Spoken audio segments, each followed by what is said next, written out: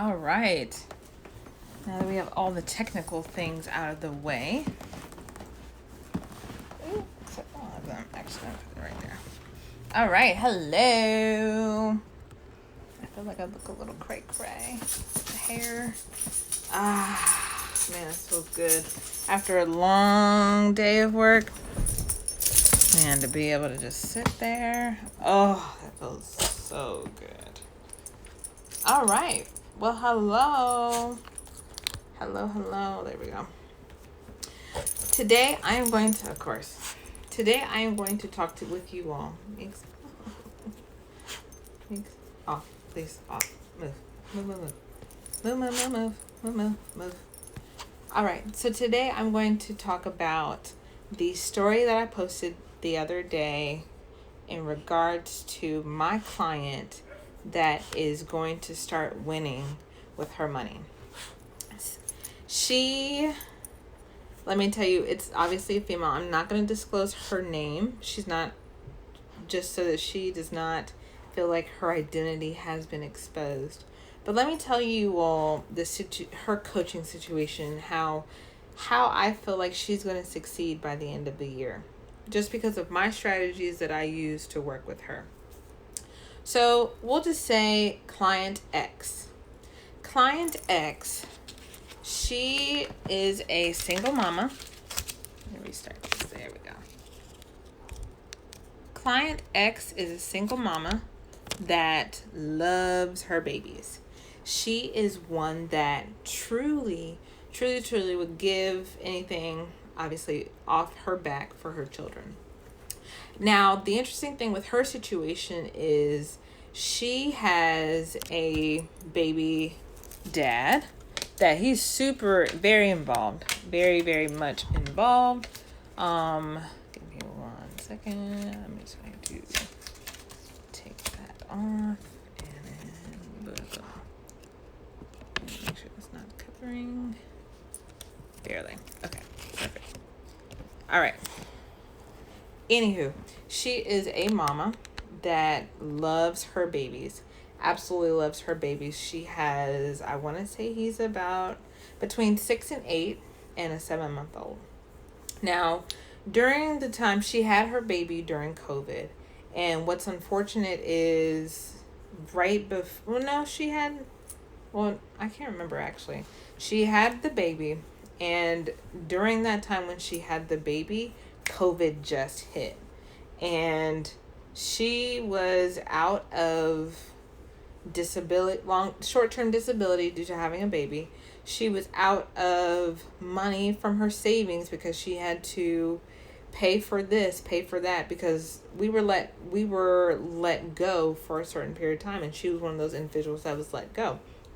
And she had told me when we got back together that, I had to deplete my savings because of me trying to help everybody out. I also had to go get a loan because I couldn't afford, to pay my rent. They had just moved. She couldn't afford to pay for a lot of things, so she applied for a personal loan to get some of those things taken care of. Now, here's the thing. She really had difficulty with getting something or keeping stable money, right? The first time we met in person for coaching, I will never forget. She had texted me and said, "I need your help." And I'm like, okay, like, all right. It's like, what type of help do you need me for? She let me know, like, I need you to help me with the financial piece. I was like, all right, bet. What do you need help with? So she said, hey, can you meet me here at this time? So I said, okay, cool. So we met up for lunch, and the funniest thing happened. She literally pulled out a wad of sticky notes. Like legit sticky notes, long, short, small, very small. And I'm like, what the heck is this? She was like, well, this is my budget. This is how I keep up with my bills and stuff. And I was like, oh, okay. Well, that is different. That is different. So we went through everything. I will be honest, I was a little overwhelmed by the sticky note game, but that's okay. Everybody does things differently. So when I tell you all, she she was very diligent on how she wrote out her bills. And I thought it was very interesting that for somebody that is not using a full out sheet of paper, somebody that is just relying on sticky notes, that she is really making a plan for herself with her money. Fast forward to last Saturday.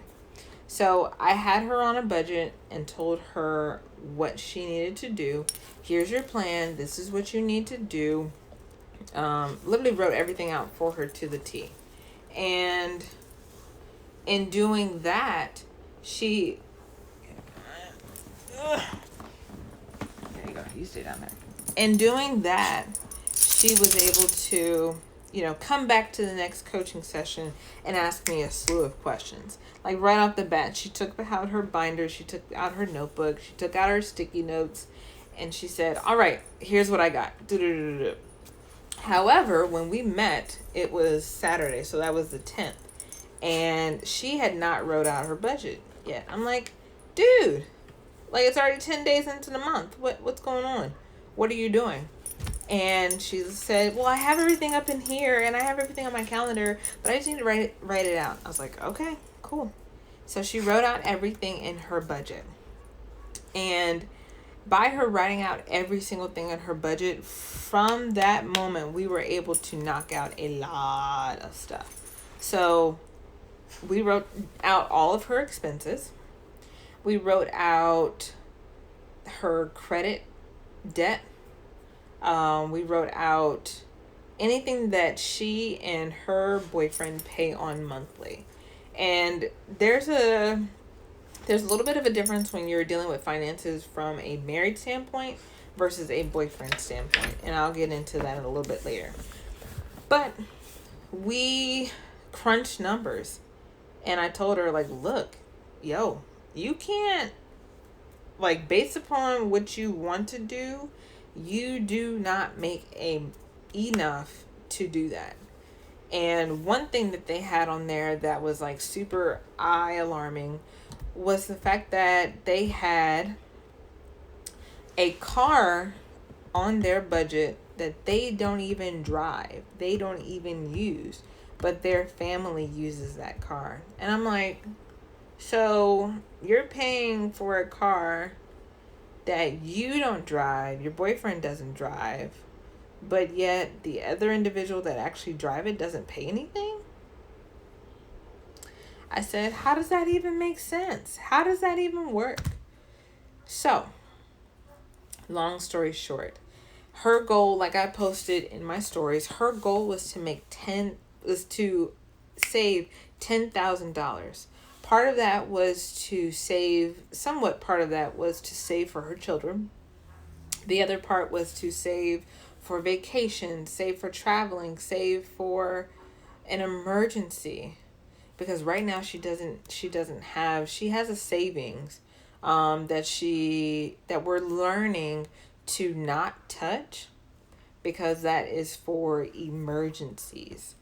And we set up a goal date of when to accomplish this by, and I told her line by line, you should pay the next time you get paid, put $50 towards it. The time after that you get paid the whole balance. Move on to the next. Until she could get to the point where she was comfortable with how her money was, like having a little bit extra here, having a little bit extra there. She just was not, like when I tell y'all, she was not in the place to save anything or even spend anything. And I told her, like, her boyfriend eventually wants to retire her. So I don't mean to put quotations on it, but I don't know what the proper term to say is. He told her verbatim, I want to earn enough money that you don't have to go back to work again. And she was like, yeah, that excites me. That's great. And I said, yeah, that's good and dandy. But if your spending doesn't change, then you'll still be where you are. And she was like, ooh, maybe you're right. So from that point, I think she made it in her mind that she was going to do anything and everything to get to her goal. Her ultimate big goal is to be able to manage the finances so that she does not have to work again.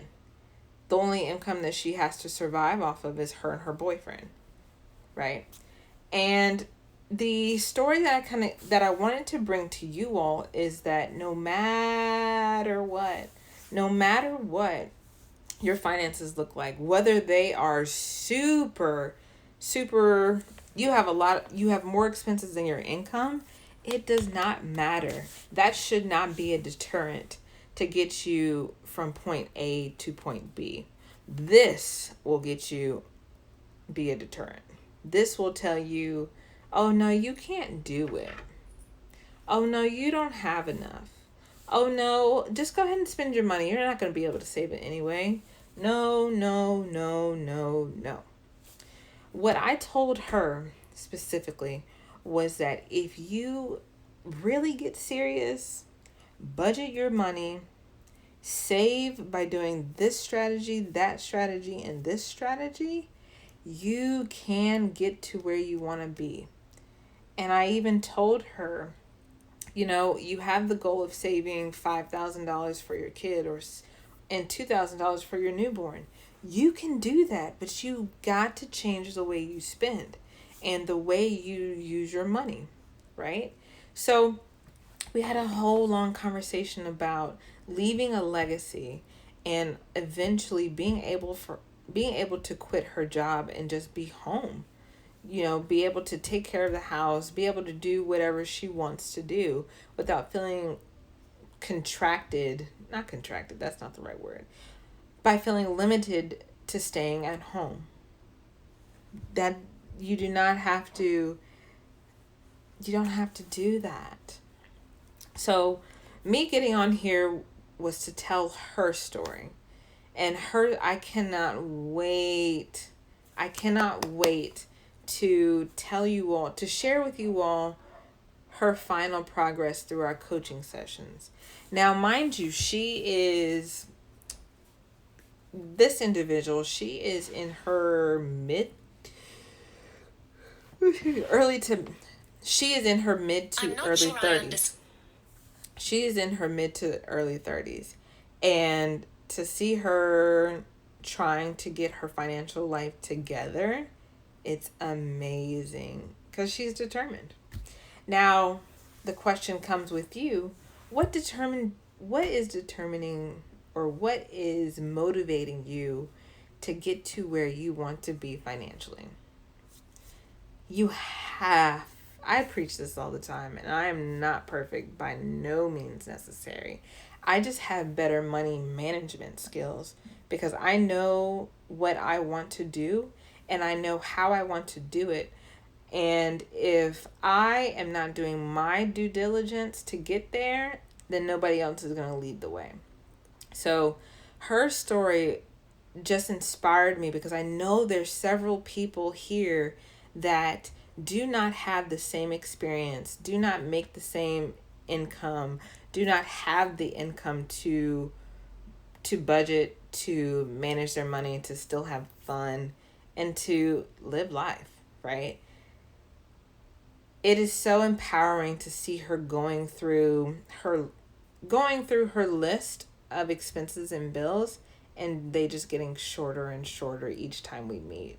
So stay encouraged. Like, if anything, do not let your finances get the best of you, because finances are always going to be there, but it's how you take it, how you manage it, that will either work for you or work against you. And I preach this all the time because it's literally true.